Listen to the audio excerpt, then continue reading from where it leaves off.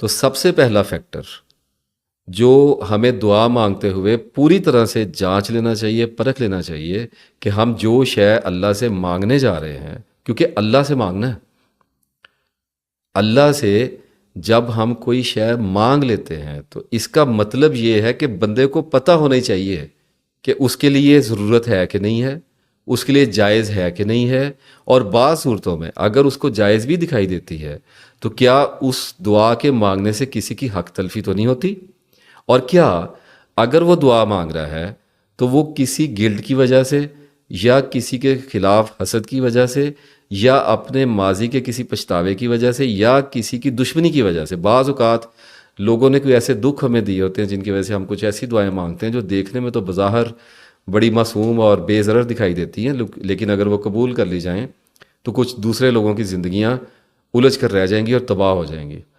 تو ایک تو میری آپ لوگوں سے گزارش ہے کہ جب دعا مانگتے ہیں تو اپنی عقل کو روشن رکھا کریں، اور جب عقل روشن ہوتی ہے تو جذبات ماند پڑ جایا کرتے ہیں، دھیمے پڑ جایا کرتے ہیں، کیونکہ عقل جو ہے یہ ایموشنل نہیں ہوتی، انٹلیکٹ فیکٹ بیس ہوتی ہے، یعنی عقل دلیل کے ساتھ چلتی ہے۔ اس پر میں پہلے تفصیل سے بات کر چکا ہوں بہت ساری ویڈیوز میں۔ اچھا، اب یہاں سے ہم گزرے تو میں آپ کو ایک شیورٹی دیتا ہوں کہ اگر ہم 99% غور کرنے میں، فار ایگزامپل 90% بھی اگر ہم غور کر کے انویسٹیگیٹ اور انکوائر کرنے کے بعد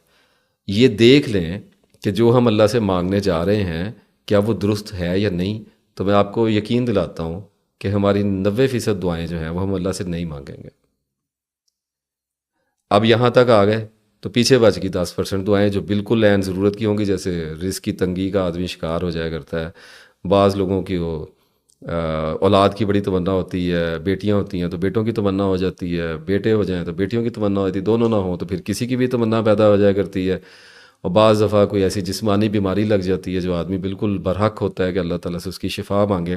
اور ثابت تو میں یہ بھی کر دوں گا۔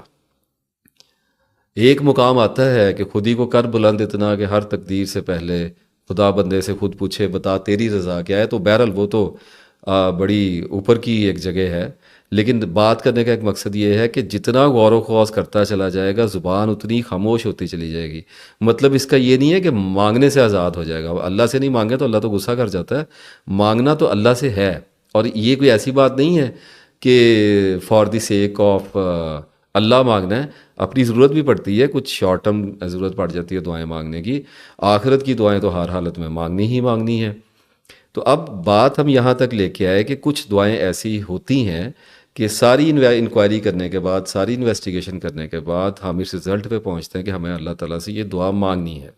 اس کا مطلب یہ ہے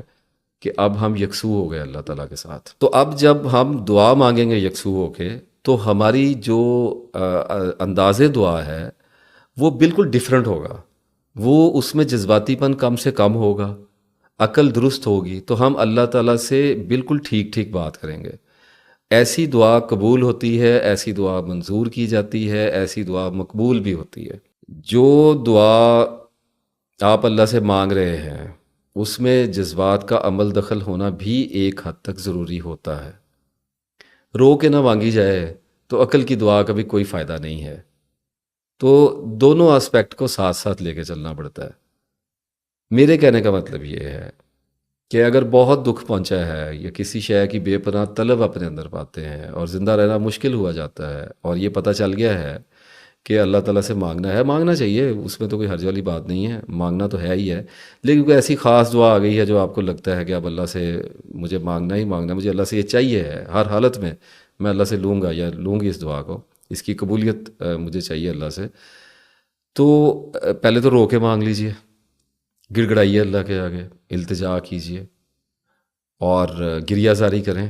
اور جتنی کر سکتے ہیں، فار ایگزامپل کوئی ایک دن کر سکتا ہے، کوئی 2 دن کر سکتا ہے، کوئی ہو سکتا ہے 1-2 مہینے ہی اللہ کے آگے سربت سجود رہے اور اس کے آنسو بہتے ہی چلے آئیں، تو یہ تو مقدر کی بات ہے کہ اللہ نے کس کو اس کی آنکھوں میں کتنا پانی رکھا ہوا ہے، مزاج ہوتا ہے، پھر بہت کچھ اس میں کاؤنٹ ہو جاتے ہیں، بہت سارے فیکٹر ہوتے ہیں۔ اصل میں میرے ساتھ ایک معاملہ یہ ہوتا ہے کہ میں جب بول رہا ہوتا ہوں تو میری بات میں جگہ جگہ ایسے مقامات آتے ہیں جہاں پر میرا جی یہ چاہتا ہے کہ میں یہاں پر رک جاؤں اور اس کی تفصیل میں چلا جاؤں،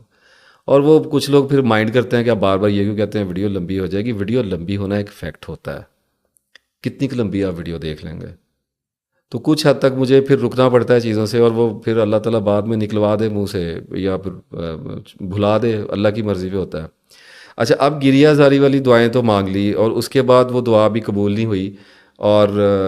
اب جذبات اتر گئے